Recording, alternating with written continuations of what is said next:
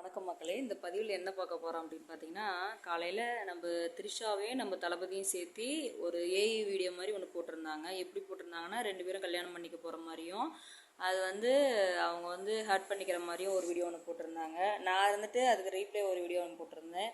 தயவு செஞ்சு மக்களே, அதாவது சங்கீதாண்ணியும் நம்ம விஜய் தளபதியும் சேர்த்து வைங்க. இந்த மாதிரி போட்டு மக்கள் மனசில் விதைச்சி அதுவே நடக்கக்கூடிய பிரபஞ்சத்தில் நடக்கக்கூடிய ஒரு சூழலை நீங்கள் உருவாக்கிறாதீங்கன்னு சொல்லி ஒரு வீடியோ போட்டிருந்தேன். அதுக்கு இப்போ ஒரு வீடியோ போட்டிருக்காங்க. இதுவும் ஏஐ வீடியோ தான். அவர் தளபதி த்ரிஷாவை பார்த்து கேட்குறாங்க, நீ எனக்கு ஃப்ரெண்டு தான் அப்படிங்கிற மாதிரி பண்ணியிருந்தாங்க. ஏன்னா இந்த ஏஐ வீடியோ போட்ட அன்பு நண்பருக்கு நான் சல்யூட் அடிக்கிறேன். ஏன்னா பார்த்தீங்க அப்படின்னா, நல்ல விஷயத்த தயவு செஞ்சு மக்களை பாராட்டுங்க, புகழுங்க. ஏன்னா கெட்டதுக்கு கமெண்ட் பண்ணுறீங்க, எல்லாம் பண்ணுறீங்க, செய்கிறீங்க. ஏன்னா நம்மளுமே அந்த கெட்ட சிந்தனையை நினைக்க என்ன ஆகும் அப்படின்னு பார்த்தீங்க அப்படின்னா, நமக்கும் அந்த ஒரு சூழல் தான் நடக்கும். இது ஈர்ப்பு விதின்னு ரகசியம். ஏன்னா ஈர்ப்பு விதி புக்கெல்லாம் பார்த்தீங்க, அதை ஃபாலோ பண்ணுற அன்பு உள்ளவங்களுக்கு இந்த மாதிரி விஷயம்லாம் தெரியும், சொல்லவே தேவையில்ல. ஏன்னா நம்மளுமே இதை உங்களுக்கு சந்தேகமாக இருந்ததுன்னா, ஒரு விஷயத்தை அதாவது எனக்கு இது 100% நடந்தே ஆகணும்னு சொல்லிட்டு அந்த விஷயத்தில் பைத்தியமாக வெறித்தனமாக அதே 21 ஹவர்ஸ் நினச்சிட்டே இருந்தீங்க.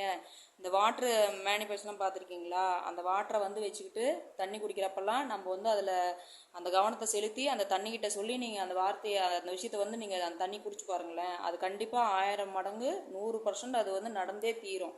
ஏன்னா அந்த தண்ணி மூலிமா அந்த தண்ணிக்கு அதை நமக்கு அந்த விஷயத்தை நடத்தக்கூடிய ஒரு சக்தின்னு ஒன்று இருக்குன்னு சொல்லி அது அந்த ஈர்ப்பு விதி புக்கு படித்தவங்களுக்கு எல்லாத்துக்குமே தெரியும். அதனால் நம்ம என்ன விதைக்கிறோமோ அதுதான் அறுவடை ஆகுங்கிற மாதிரி நம்ம சிந்தனையில் என்ன ஓடுதோ, நம்ம எந்த விஷயத்துக்கு வலு கொடுக்குறோமோ அது கண்டிப்பாக நடந்தே தீரும். அது எந்த மாற்றமும் இல்லை.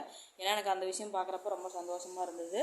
அதே மாதிரி ஒரு அம்மா பார்த்தீங்க அப்படின்னா, இந்த மாதிரி நம்ம திருச்சியில் அறநிலையத்துறையில் கொஞ்சம் பணம் கேட்குறாங்கன்னு சொல்லிட்டு ஒரு பிரச்சனையாச்சுங்களா. நம்ம தளபதியை கட்சிக்காரங்க போய் அதை தடுத்து நிறுத்தினாங்க. அதை கண்டுபிடிச்சி அவங்கள பணி நீக்கம் பண்ணிட்டாங்கன்னு சொல்லி ஒரு வீடியோ நான் பார்த்தோம். இப்போ ஒரு அம்மா போட்டிருந்தாங்க, தயவு செஞ்சு அங்கே மட்டும் கோயிலில் போய் பார்க்காதீங்க, எல்லா கோயிலுமே கண்டிப்பாக செய்யுங்க, மெயினாக சமயபுரத்தில் போய் பண்ணுங்கன்னாங்க. ஏன்னா அதுவுமே அங்கே ஃப்ராட் தான் நடக்குது.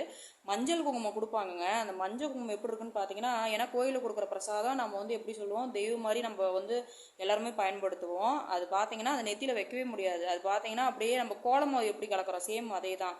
மஞ்சள் குங்குமத்துக்கு காசு வாங்குறீங்க, அதை கூடவா ஃப்ராடு பண்ணணும்? சாமியை பார்க்க காசு. மக்கள் பார்த்தீங்கன்னா சாமியை சாதாரணமாக பார்க்கவே முடியாது. ஏன் பார்க்க முடியாது அப்படின்னா, அதில் கூட ஒரு வியாபாரம் பண்ணுறாங்க.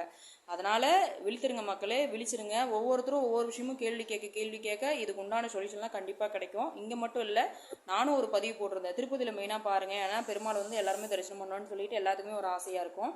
அதனால் மெயினாக திருப்பதிலையும் போய் பாருங்கன்னு சொல்லி ஒரு பதிவு போட்டிருந்தேன். இன்றைக்கி அந்த அம்மா போட்டிருந்தாங்க. அதனால் சரி நம்மளுமே ஒன்று போடலாம் அப்படின்னு சொல்லிட்டு